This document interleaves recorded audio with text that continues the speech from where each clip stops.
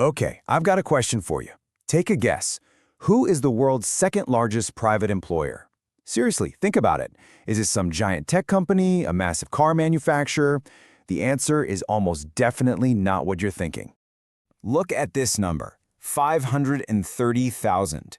That is a huge workforce. To put that in perspective, that's like the entire population of a city like Atlanta, all on one company's payroll. So who are they?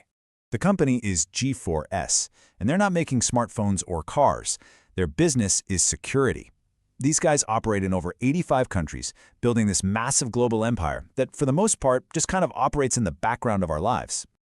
But believe it or not, G4S is really just the tip of the iceberg. So today, we are going to dive deep into the world of private security. It's an industry that has quietly become one of the most powerful forces on the entire planet. You've definitely seen them, the guards in office buildings, the armored trucks on the street. But that's just the part you're supposed to see. Underneath all that, there's this hidden world, with a reach that stretches from your local mall all the way to the highest levels of global power. So let's talk about the big players in this game. We already met G4S, the absolute giant. Well, meet Securitas, another massive name in the industry.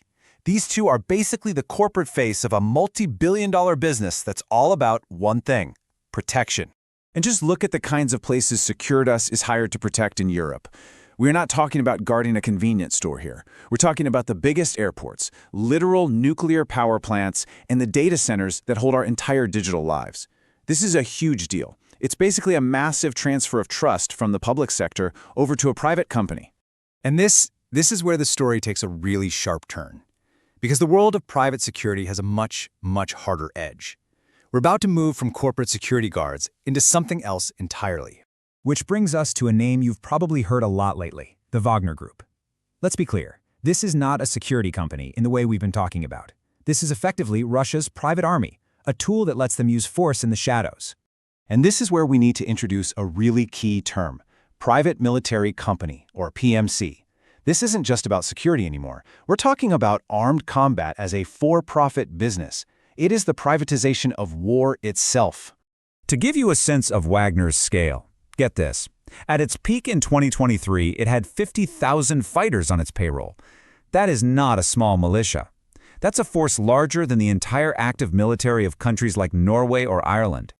So you might be wondering, why would a country like Russia use a PMC instead of its own army? Well, the answer is actually pretty simple: plausible deniability. A national army is an official state actor. You can't deny their actions. But a group like Wagner, it answers directly to the Kremlin, but allows the state to get involved in conflicts without ever leaving official fingerprints. So here's the bottom line. Whether it's a company like G4S guarding a nuclear plant, or a group like Wagner fighting a shadow war, the idea of private security has completely evolved. It's not just about protection anymore, it's about power.